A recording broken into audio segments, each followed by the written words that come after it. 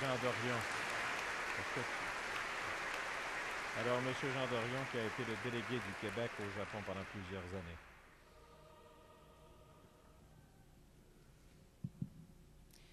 Alors, comme on nous a tous demandé d'être bref, je vais débuter simplement comme Pierre Bourgault en disant « Mes chers amis ».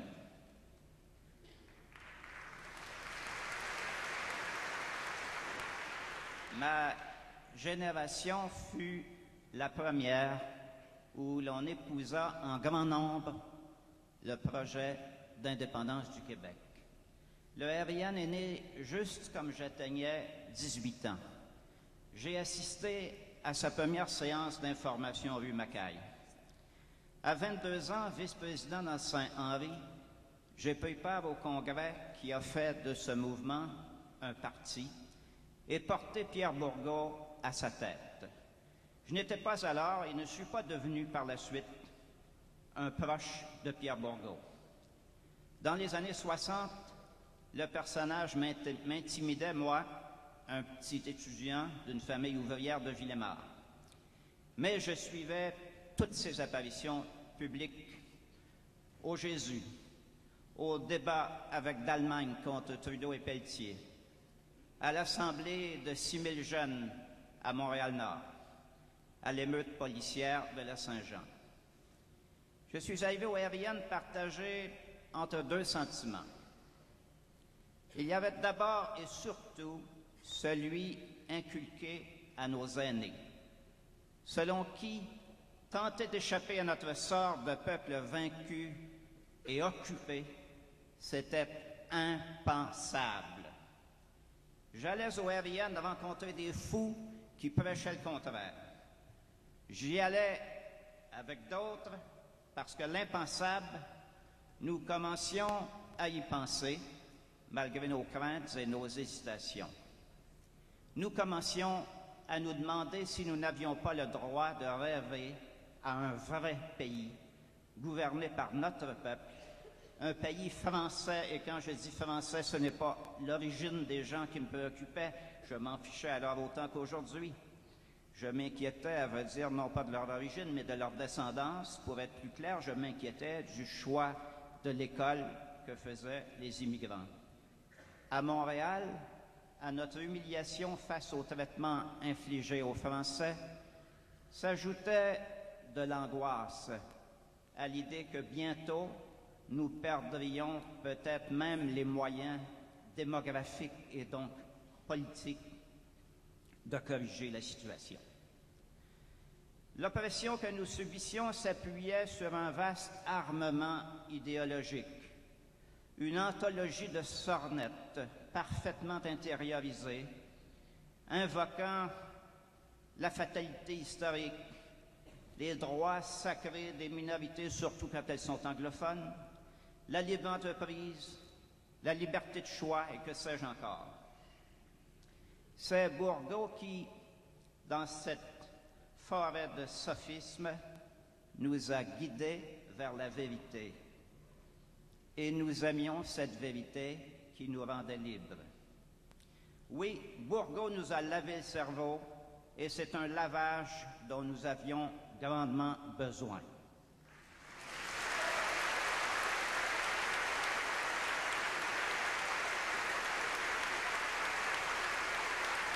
Alors, c'était Jean Dorion, qui sera suivi de Guy Lepage, qui est un ami et un ancien étudiant de Pierre Bourgault. En 1967, j'ai monté chez mes parents une assemblée de cuisine avec Bourgault. S'y mêlaient à la famille des camarades d'université et des voisins presque illettrés. Tous gens traînaient là non sans peine, sceptiques au début, puis fascinés et à la fin convaincus. Des assemblées du genre, Bourgault en a fait des centaines à travers tout le Québec. Ne vous étonnez pas de la multitude qui l'entoure aujourd'hui. Je revois Bourgault debout dans la cuisine, répondant encore aux questions à 3 heures du matin, tout en mordant à belles dents dans un gros concombre mariné. C'était une force de la nature, ce Bourgault. Dans tous ses discours, il ne mordait pas avec moins de force dans les mots, déchiquetant les sophismes de nos adversaires et nous ménageant d'hilarantes surprises. De mémoire, en voici des échantillons. Travailler dans sa langue chez soi, c'est normal. Les Français travaillent en français chez eux. Les Allemands travaillent en allemand chez eux. Les Japonais travaillent en japonais chez eux. Et les Anglais travaillent en anglais chez nous.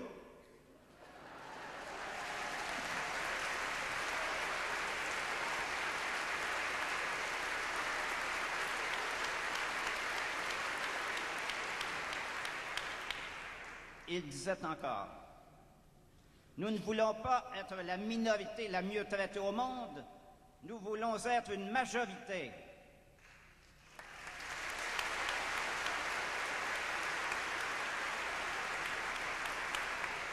Et encore contre le statut particulier.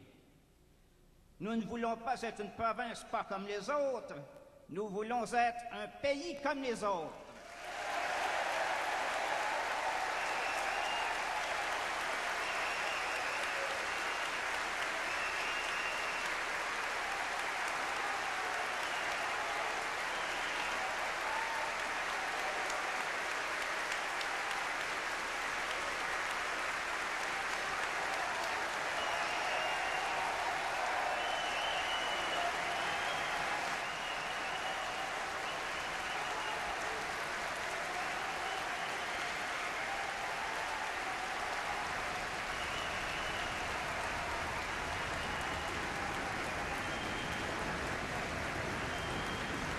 Michel Martin, c'est une cérémonie qui doit être réglée au quart de tour, mais je pense que les applaudissements vont venir modifier l'horaire. Heureusement que ce n'est pas de moi, sans ça je deviendrais très vaniteux.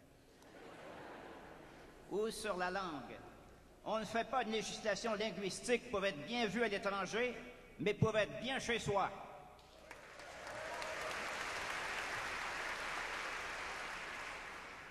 Bourgault n'a pas cherché de compromis avec nos préjugés et nos idées reçues.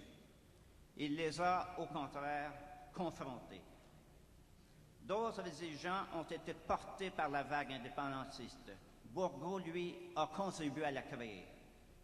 Pour ce faire, il a fait appel chez ceux et celles qui l'écoutaient à la capacité de se dépasser. Cette capacité, elle existe chez chacun et chacune d'entre nous.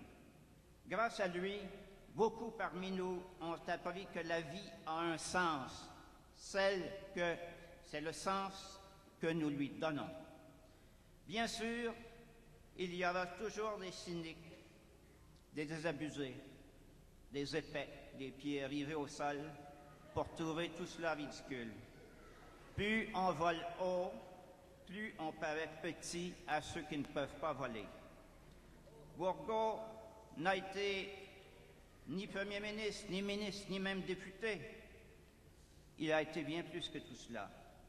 Voyez la reconnaissance qu'on lui en témoigne aujourd'hui.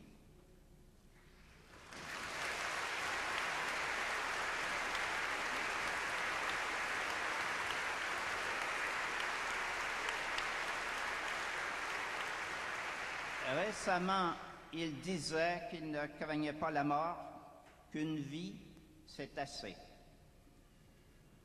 Hélas, des vies comme la sienne, il nous en faudrait plus. Merci.